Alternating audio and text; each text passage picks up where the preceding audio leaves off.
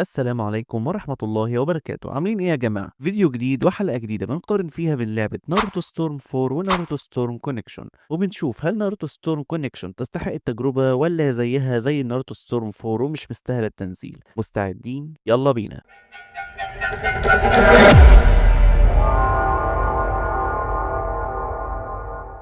سلسلة ألعاب ناروتو ستورم من أشهر سلاسل ألعاب القتال المستوحاة من الأنمي، وقدمت تجربة مميزة لمحبي ناروتو بمزيج من الأكشن والقتال السينمائي والتقنيات الجامدة. لكن مع نزول ناروتو ستورم كونكشن بدأت التساؤلات، هل اللعبة دي تستحق التحميل فعلا ولا تقدر تكتفي بناروتو ستورم 4؟ وخصوصا إن في ناس شايفة إن الفرق مش كبير. خلونا الأول نتكلم عن ناروتو ستورم 4، التجربة الكلاسيكية اللي استحالة حد ينساها. ناروتو ستورم 4 كانت نقلة قوية في السلسلة، وقدمت تجربة قتالية مذهلة مع جرافيك عالي من الجودة والسيناريو اللي بيغطي أحداث الحرب الكبرى والمعارك الملحمية زي قتال ناروتو ضد ساسكي ومادارا ضد التحالف وغيرها من اللحظات الأيقونية. كل ده اتقدم بأسلوب سينمائي خلى اللعبة تجربة ممتعة لأي حد بيحب السلسلة. نظام القتال كان فيه حرية كبيرة، والتنقل بين الشخصيات أثناء المعركة كان إضافة مميزة، مع قائمة شخصيات ضخمة تضم تقريبا كل الشخصيات اللي ظهرت في الأنمي والمانجا. الجرافيك في اللعبة كان متطور جدا بالنسبة لوقت إصدارها، وقدرت شركة سايبر كونكت 2 إنها تحافظ على طابع الأنمي بأسلوب سلس وجذاب.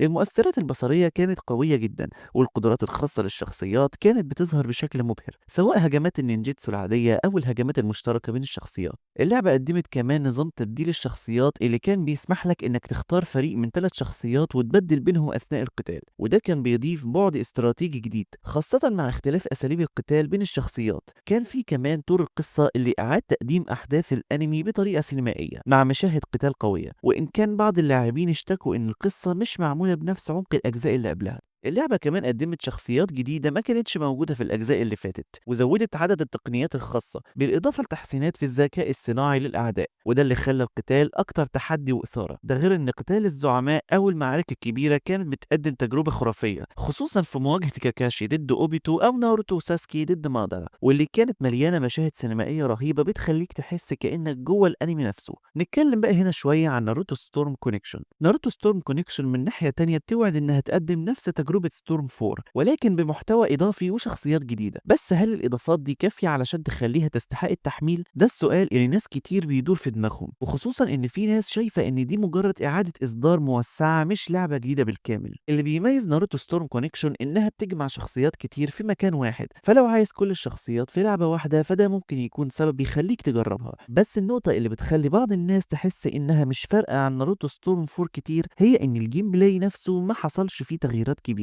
وكأنها مجرد تحديث للعبة القديمة مش تجربة جديدة بالكامل. الجرافيك متشابه بشكل كبير مع ستورم 4، والتحسينات مش بالدرجة اللي تخليك تحس إنك بتجرب لعبة جديدة بالكامل. مع ذلك في بعض التحسينات الطفيفة على الأنيميشن والاستجابة الحركية للشخصيات، لكنها مش كافية تخلي أي حد يسيب ستورم 4 علشان يلعب كونكشن. اللعبة كمان بتقدم نظام لعب جماعي جديد بيخليك تلعب مع ناس من جميع أنحاء العالم، لكن هل ده فعلا إضافة قوية ولا مجرد محاولة لإعادة بيع نفس اللعبة القديمة؟ ده اللي بيخلي بعض اللاعبين يحسوا إن الفرق مش كبير، خصوصا لو كان عندك ستورم 4. نتكلم بقى عن الإضافة اللي ظهرت الفترة اللي فاتت دي واللي اسمها ستورم ايفولوشن. تقدروا تدوروا عليها على النت وتحملوها كمان من الموقع الرسمي بتاعه زي ما انتم شايفين كده على الشاشة. وفي حالة لو ما عرفتوش ازاي تثبتوا إضافة ناروتو ستورم ايفولوشن في لعبة ناروتو ستورم 4، تقدروا تدوروا في اليوتيوب عن طريقة تثبيت الإضافة، وهتلاقوا شرح مفصل عن طريقة التثبيت. بالنسبة لإضافة ناروتو ستورم ايفولوشن فهتلاقي إنها قدمت نفس الشخصيات اللي موجودة في كونكشنز من غير التقسيم اللي حصل في اللعبة الجديدة، بمعنى إنك بتقدر تلعب بكل الشخصيات بحرية من غير ما يكون في قيود أو تقسيمات غريبة، وده بيخلي التجربة سلسة أكتر ومناسبة لأي حد عايز يلعب بشكل مفتوح. نقطة تانية مهمة وهي إن ايفولوشن كانت بتركز أكتر على تقديم تجربة قتالية متوازنة، وكانت بتسمح بتجربة عدد كبير من الشخصيات بأسلوب متنوع، وده ميزة بتخلي ناس كتير يفضلوا استخدامها بدل ما يجربوا الإصدارات الجديدة اللي مش بتقدم تغييرات جذرية. وهنا بقى نسأل السؤال مرة أخيرة، هل تستحق ناروتو ستورم كونكشنز إن أنت تحملها لو أنت عندك لعبة ناروتو ستورم 4؟ الإجابة بتعتمد عليك. لو كنت عايز أحدث إصدار بمجموعة الشخصيات الضخمة في مكان واحد فممكن تكون تجربة ممتعة ليك، لكن لو عندك ناروتو ستورم 4 ومعاك كل الإضافات فمش هتحس بفرق كبير، وخصوصا إن أسلوب القتال والجرافيك شبه متطابقين. لكن لو عمرك ما جربت أي لعبة من اللعبتين دول قبل كده ممكن تروح على طول لناروتو ستورم كونكشنز علشان تاخد كل الشخصيات والمحتوى الجديد في مكان واحد من غير ما تضطر تحمل إضافات أو تحديثات. في النهاية ناروتو ستورم كونكشنز ممكن تكون تجربة كويسة لأي حد جديد في السلسلة، لكن لو كنت لاعب قديم عندك ناروتو ستورم 4